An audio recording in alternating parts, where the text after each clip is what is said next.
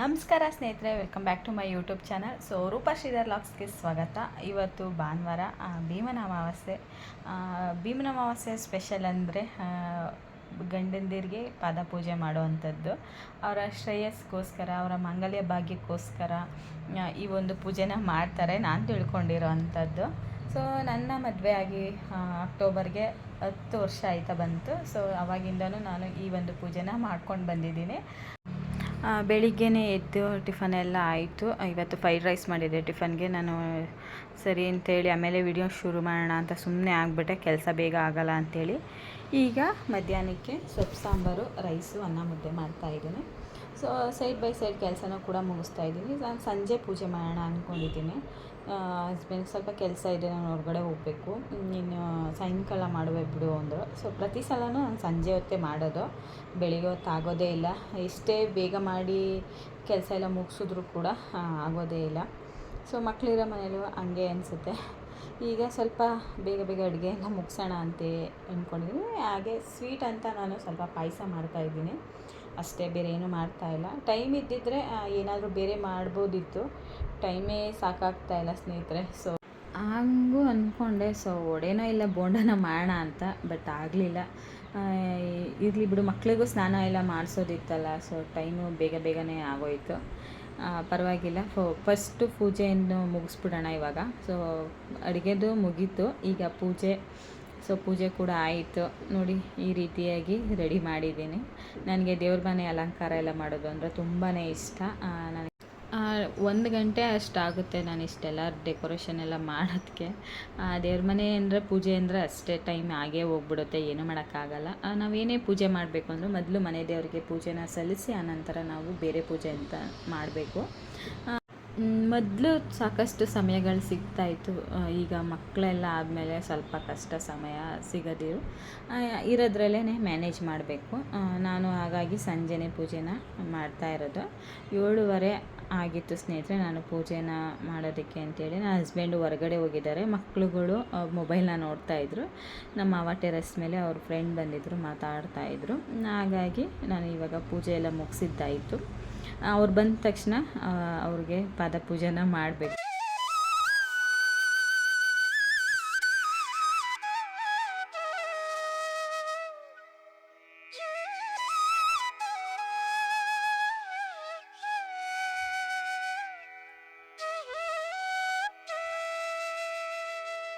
ಯಾವಾಗಲೂ ಮದುವೆ ಆದಾಗಿಂದ ಸಂಜೆ ಟೈಮೇ ಮಾಡೋ ಥರ ಆಗುತ್ತೆ.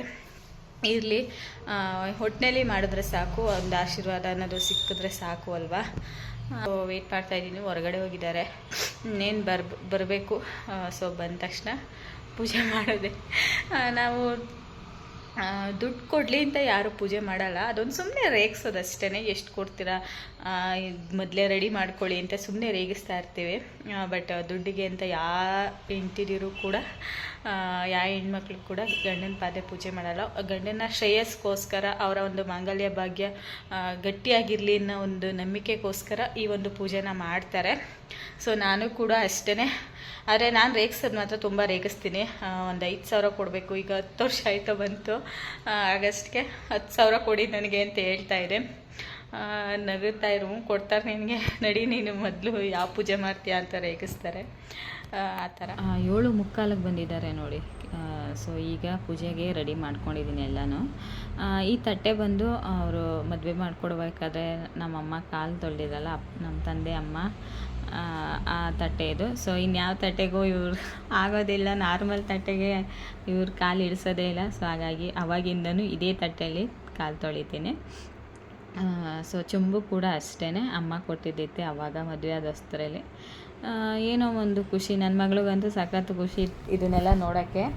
ಅವಳು ನನಗೂ ಕಾಲು ತೊಳಿ, ನನಗೂ ಪೂಜೆ ಮಾಡು ಅಂತ ಇದ್ಲು. ಮಕ್ಕಳೇ ಹಂಗಲ್ವಾ, ಅವ್ರಿಗೆ ಗೊತ್ತಿಲ್ಲ. ಹಾಗೆ ದಾರ ಕೂಡ ಕಟ್ಟು ಅಂತ ಇದ್ಲು. ಅವಳಿಗೂ ಒಂದು ದಾರನ ಕಟ್ಟಿದೆ, ಅವ್ರ ಸಮಾಧಾನಕ್ಕೋಸ್ಕರ ಅಷ್ಟೇ. ಅವ್ರಿಗೆ ಗೊತ್ತಾಗಲ್ಲ, ನಾವು ಏನೇ ಬಿಟ್ಟು ಹೇಳಿದ್ರು ಯಾಕೆ ಮಾಡಬಾರ್ದು, ನನಗೂ ಕಟ್ಟು, ನನಗೂ ಪೂಜೆ ಮಾಡು ಅಂತ ಅಂತಾರೆ. ನನ್ನ ಮಗನಿಗೆ ಆ ಥರ ಏನಿಲ್ಲ. ಅವನೇ ಆರತಿ ತಗೊಳ್ತಾನೆ, ಅವನೇ ಕುಂಕುಮ ಎತ್ತ ಹಾಕೊಳ್ಳೋದು. ದಾರ ಮಾತ್ರ ಅವ್ನು ಕಟ್ಸ್ಕೊಳ್ಳೋದಿಲ್ಲ. ಆಮೇಲೆ ಸ್ನೇಹಿತರೆ, ಸೊ ಪರ್ಟಿಕ್ಯುಲರ್ ಆಗಿ ಅವತ್ತಿನ ದಿನ ಅಕಸ್ಮಾತ್ ಮಾಡೋದಕ್ಕಾಗಲ್ಲ, ಏನೋ ಒಂದು ಪ್ರಾಬ್ಲಮ್ ಆಯಿತು, ಇಲ್ಲ ಎಲ್ಲೋ ಹೋಗಿದ್ವಿ, ಆ ಥರ ಏನಾದರೂ ಸಿಚುವೇಶನ್ ಬಂತು ಅಂದರೆ ನೀವು ನಿಮ್ಮ ಮನೆ ದೇವರು ಯಾವತ್ತು ವಾರ ಇರುತ್ತೆ ಅವತ್ತು ನೀವು ಭೀಮ್ನ ಅಮಾವಾಸ್ಯೆ ಪೂಜೆ ಏನಿರುತ್ತೆ ಅದನ್ನು ನೀವು ಮಾಡಬಹುದು. ಅವತ್ತು ಕೂಡ ಒಳ್ಳೆಯದಾಗುತ್ತೆ. ದೇವರ ಹೆಸರು ಹೇಳ್ಕೊಂಡು ನೀವು ಪೂಜೆನ ಮಾಡಬಹುದು. ಈಗ ಕಂಕಣನ ಕಟ್ತಾ ಇದ್ದೀನಿ. ಸೊ ಅವರಿಗೆ ಹೆಂಗೆ ಅಂದರೆ ಕಂಕಣ ಕಟ್ಟೋಕ್ಕೂ ಬರೋದಿಲ್ಲ ಸರಿಯಾಗಿ, ದಾರ ಎಲ್ಲ ಇದು ಮಾಡಿಬಿಟ್ರು. ನಾನು ಅದನ್ನೇ ಹೇಳಿ ರೇಗಿಸ್ತಾ ಇದ್ದೆ, ಒಂದು ದಾರ ಕಟ್ಟಕ್ಕೆ ಬರಲ್ಲ ನಿಮಗೆ ಅಂತೇಳಿ. ಅವರು ಸ್ವಲ್ಪ ಈ ಥರ ಪೂಜೆ ಎಲ್ಲ ಮಾಡುವಾಗ, ಪೂಜೆ ಅಂತ ಬಂದಾಗ ಸ್ವಲ್ಪ ಕೈಯೆಲ್ಲ ನಡುಗ್ಸೋದು ಜಾಸ್ತಿ, ಸ್ವಲ್ಪ ನರ್ವಸ್ನೆಸ್ ಆಗಿಬಿಡ್ತಾರೆ. ಹಾಗಾಗಿ ನೋಡಿ ಫ್ರೆಂಡ್ಸ್, ಒಂದು ದಾರ ಕಟ್ಟಕ್ಕೆ ಬರಲ್ಲ ಇವ್ರಿಗೆ, ಎಷ್ಟು ಮಾತಾಡ್ತಾರೆ ಗೊತ್ತಾ ನೋಡಿ, ಹೆಂಗೆ ಕಟ್ಟವ್ರೆ. ನಾವು ಅಂದ್ಕೊಂಡಂಗೆ ಪೂಜೆ ಎಲ್ಲ ಆದರೆ ಮನಸ್ಸಿಗೆ ಏನೋ ಒಂಥರ ನೆಮ್ಮದಿ, ಖುಷಿ ಅಲ್ವಾ. ಸೊ ನನಗೂ ಕೂಡ ಹಾಗೆ, ನಾನೇನು ಅಂದ್ಕೊಂಡಿದ್ನೋ ಅದೇ ರೀತಿಯಾಗಿ ಪೂಜೆ ಕೂಡ ಆಯಿತು. ಆದರೆ ಬೆಳಿಗ್ಗೆ ಹೊತ್ತೇ ಮಾಡಬೇಕು ಅನ್ನೋದು ನನಗೊಂದು ಆಸೆ. ಆದರೆ ಏನೂ ಗೊತ್ತಿಲ್ಲ, ಮದುವೆ ಆದಾಗಿಂದನೂ 1-2 ವರ್ಷ 3 ವರ್ಷ ಬೆಳಿಗ್ಗೆ ಹೊತ್ತು ಮದುವೆ ಹೊಸ್ತಲ್ಲಿ ಬೆಳಿಗ್ಗೆ ಟೈಮೇ ಮಾಡ್ತಾಯಿದ್ದೆ. ಅದಾದಮೇಲೆ ಟೈಮೇ ಆಗೋದಿಲ್ಲ. ಈ ರೀತಿ ಆಗಿ ಪ್ರತಿ ಸಲ ಕಂಟಿನ್ಯೂ ಆಗ್ಬಿಟ್ಟೈತೆ, ಸಂಜೆ ಟೈಮೇ ಮಾಡೋ ಥರ ಆಗ್ಬಿಟ್ಟೈತೆ. ನೀವೆಲ್ಲ ಯಾವ ರೀತಿಯಾಗಿ ಭೀಮ್ನ ಅಮಾವಾಸ್ಯೆ ಆಚರಿಸಿದ್ರಿ? ಸೊ ಕಮೆಂಟ್ನ ಮಾಡಿ, ನನಗೂ ಕೂಡ ನೋಡಿ ಕಮೆಂಟ್ನ ಖುಷಿಯಾಗುತ್ತೆ. ಹಾಗೆ ಏನೆಲ್ಲ ಸ್ವೀಟ್ ಮಾಡಿದ್ರಿ, ಯಾವ ದೇವಸ್ಥಾನಕ್ಕೆ ಹೋಗಿದ್ರಿ ಅದನ್ನೆಲ್ಲ ಕಮೆಂಟ್ನ ಮಾಡಿ. ನಾನು ದೇವಸ್ಥಾನಕ್ಕೆಲ್ಲ ಹೋಗಿಲ್ಲ, ಮನೇಲೇ ಮಾಡೋದಾಗುತ್ತೆ. ಇನ್ನು ದೇವಸ್ಥಾನಕ್ಕೆ ಎಲ್ಲಿ ಹೋಗೋದಕ್ಕೆ ಸಮಯನೇ ಸಿಗ್ತಾಯಿಲ್ಲ. ಸೊ ಈ ರೀತಿಯಾಗಿ ನನಗೆ ಮಲ್ಲಿಗೆ ಹೂವು ಅಂದರೆ ತುಂಬಾ ಇಷ್ಟ. ಹಾಗಾಗಿ ಮಲ್ಲಿಗೆ ಹೂವು ಕೂಡ ತಂದಿದ್ದರು, ಅವ್ರ ಕೈಲೇ ಮುಡಿಸ್ಕೊಂಡೆ. ಹಾಗೆ ಸ್ವಲ್ಪ ಪಾಯಸ ಮಾಡಿದ್ನಲ್ಲ, ಸೊ ಸ್ವೀಟ್ ಏನಾದ್ರು ತಿನ್ನಿಸ್ಬೇಕು ಅಂತಾರೆ. ನಾನು ಕೂಡ ಸ್ವೀಟ್ ತಿಂತಾಯಿದ್ದೀನಿ. ಅವರು ತಿನ್ಸಿದ್ರು. ನನ್ನ ಮಗ ನೋಡಿ, ಅವನು ಚಡ್ಡಿನೇ ಹಾಕಳ್ದೆ ಓಡಾಡ್ತಿದ್ದಾನೆ. ವಿಡಿಯೋದಲ್ಲೆಲ್ಲ ಅವನೇ ಬಂದಿದ್ದಾನೆ. ನಾನು ಎಷ್ಟು ಎಡಿಟ್ ಮಾಡಬೇಕು ಅಷ್ಟು ಎಡಿಟ್ ಮಾಡಿದ್ದೀನಿ ಬಟ್ ಆದರೂ ಕೂಡ ಇದ್ದಾನೆ. ಇರಲಿ ಬಿಡಿ, ಚಿಕ್ಕ ಮಗು ಅಲ್ವಾ ಅಂತೇಳಿ ಬಿಟ್ಟೆ. ಸೊ ಫೈನಲಿ ಭೀಮ್ನ ಅಮಾವಾಸ್ಯೆಯ ಪೂಜೆ ಮುಗೀತು. ನೋಡಿ ಫ್ರೆಂಡ್ಸ್, ಮದುವೆಗೆ 10 ವರ್ಷ ಆಯಿತು. 10 ವರ್ಷಕ್ಕೆ 2,000, ಒಂದು ಯಾವಾಗೋ ಒಂದ್ಸಲ 2,000 ಕೊಟ್ಟಿತ್ತು, ಇವಾಗ 1,000 ಕೊಡ್ತಾರೆ. 1,000 ಕೊಟ್ಟರು. ಸೊ ಅದನ್ನು ಮತ್ತೆ ನಾನು ಅವ್ರಿಗೆ ಕೊಟ್ಬಿಡ್ತೀನಿ, ಯಾವಾಗಾದರೂ ಏನಾದರೂ ಇದ್ದಾಗ. ಸೊ ಅವ್ರಿಗೆ ರಿಟರ್ನ್ ಮಾಡಿರ್ತೀನಿ, ಅವ್ರು ಏನಾದರೂ ತೊಗೊಕೊಡ್ತಾರೆ. ಸೊ ಅದ್ರ ಜೊತೆಗೆ ಇನ್ನು ಮಿಕ್ಕಿದ ದುಡ್ಡು ಹಾಕಿದ್ದು ಏನಾದ್ರು ತೊಗೊಡ್ತಾರೆ. ಸೊ ಅವ್ರಿಗೆ ಕೊಟ್ಬಿಡ್ತೀನಿ ನಾನು. ಈಗ ಊಟಕ್ಕೆ ಚಪಾತಿನ ಮಾಡ್ತಾಯಿದ್ದೀನಿ. ಮಕ್ಳಿಗೂ ಊಟ ತಿನ್ನಿಸಿ, ನನ್ನ ಮಗಳದ್ದು ಒಂದೇ ಒಂದು ಹೋಮ್ವರ್ಕ್ ಪೆಂಡಿಂಗ್ ಐತೆ, ಅದನ್ನು ಮುಗಿಸ್ಬೇಕು. ಅದನ್ನು ಮುಗಿಸಿ ನಾನು ಊಟ ಮಾಡಿ ಮಲಗಬೇಕು. ಟೈಮು ಆಗಲೇ 10 ಗಂಟೆ ಆಗಿತ್ತು. ಸೊ ಈ ಒಂದು ವಿಡಿಯೋ ನಿಮ್ಗೆ ಇಷ್ಟ ಆಯಿತು ಅಂತ ಅಂದ್ಕೊಳ್ತೀನಿ. ವಿಡಿಯೋ ಇಷ್ಟ ಆದರೆ ಲೈಕ್ ಮಾಡಿ, ಹಾಗೆ ನಿಮ್ಮ ಫ್ರೆಂಡ್ಸ್ ಆ್ಯಂಡ್ ಫ್ಯಾಮಿಲಿಗೆ ಶೇರ್ ಮಾಡಿ. ಸೊ ನೋಡಿದ್ರಲ್ಲ ನಮ್ಮ ಮನೆಯ ಭೀಮ್ನ ಅಮಾವಾಸ್ಯೆ. ಸೊ ಇದೇ ರೀತಿ ಸಿಂಪಲ್ಲಾಗಿ ಆಚರಿಸ್ತೀವಿ ನಾವು.